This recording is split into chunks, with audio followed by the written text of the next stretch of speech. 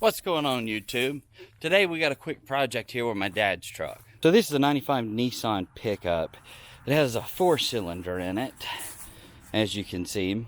So when Dad was coming home from work, he noticed that the light come on, it wasn't charging. The alternator is located down here. That's what we're going to change. It looks like it's going to be a really easy job. You can see a couple of bolts right there. That's for the tensioner, and then there's a bolt on the bottom that holds it in as well. And you've got a plug-in here that just switches the alternator on, and our power source down here. So we're going to disconnect the battery first and get started.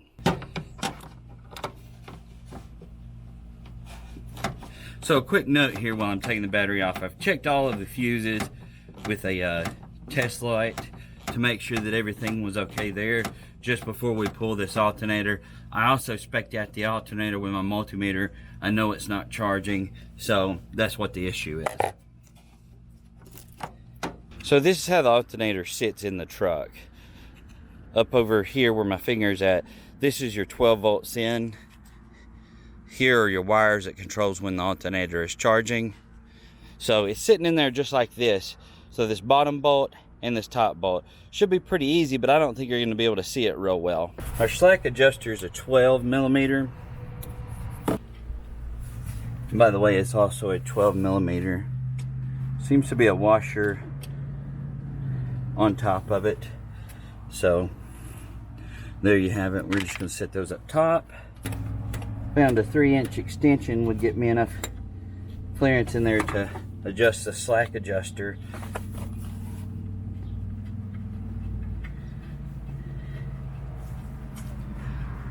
Gonna run our top bolt out. Hopefully, I think I can get to it from here. Oh, it's loose. Let's run it out with our fingers. There's a bolt for what holds the slack adjuster in. So now that the alternator should have some slack in it, should be able to shove it over to get my belt off. Gonna have to loosen the bottom bolt up in order to make that happen. Okay, so I found a little bit easier way to access this. I'm gonna come in through the fender well. There was a push pin holding it on.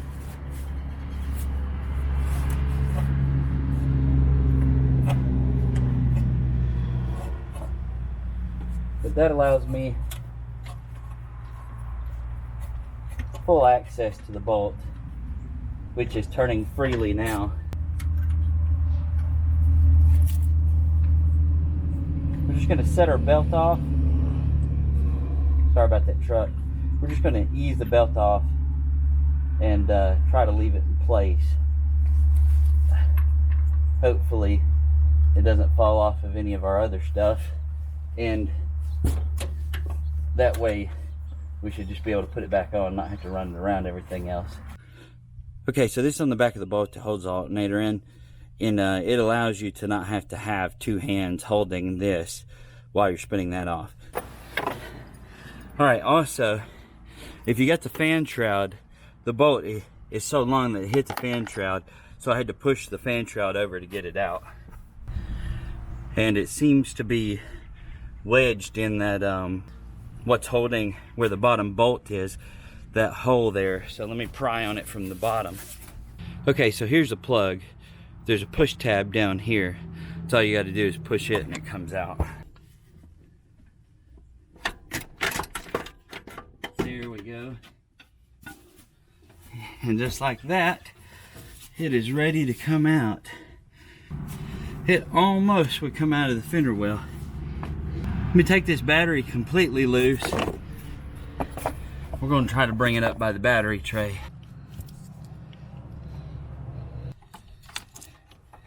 I'm going to leave that one hooked up. It's in a bit of a jam there.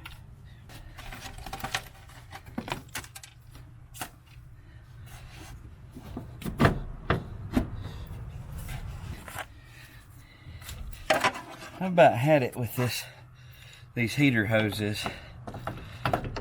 I recommend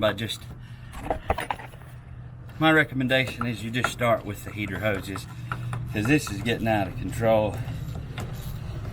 I've been fighting both of these.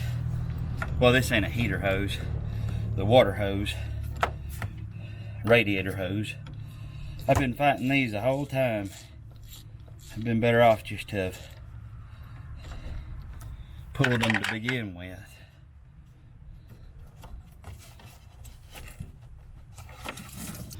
Okay, so after a little bit of a struggle, what I did was I took and pinched this hose way over here, pinched the top hose.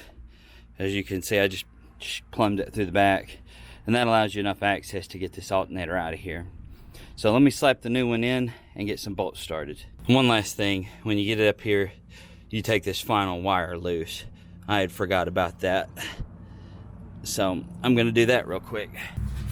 Now, I just want to be clear, this has been a much bigger pain than I thought it would be because of this bottom bolt. But if you have the bottom bolt and can get it to do what you want it to, it really isn't anything to it. I mean, you're just 2 bolts. So okay, so as you can see, we've got all of our wires back on. We got our charge wire, the ground in the back, I believe that's what that was, is on, and our wires that turn the alternator on and off. We're going to slip the belt back on.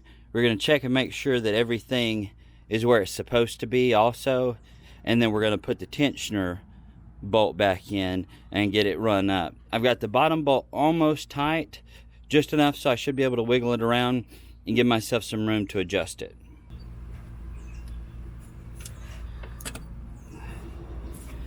Okay, that appears to be correct. See if we can get our tensioner bolt started.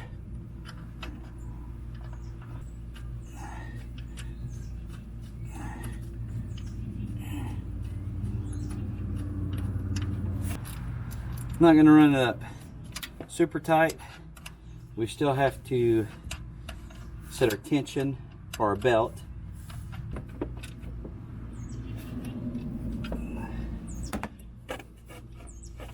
It needs a little more.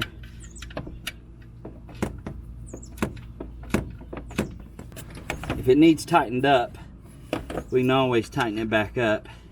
So we're going to set our bottom bolt.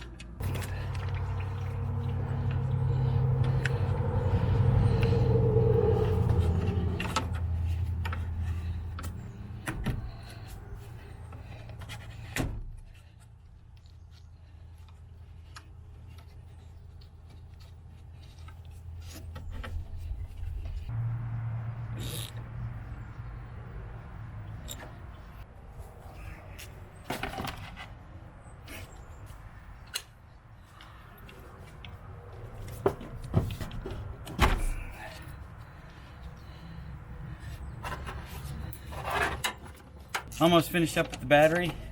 After this, we should be able to test it out and verify that our work fixed our problem.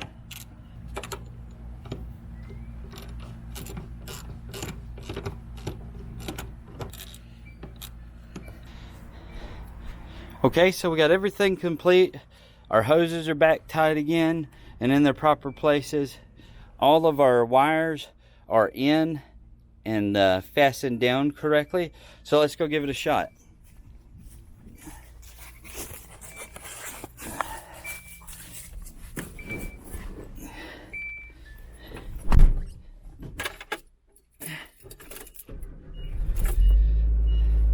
Now before, there's a battery light here, if you saw it flash on, that was glowing when Dad was driving home.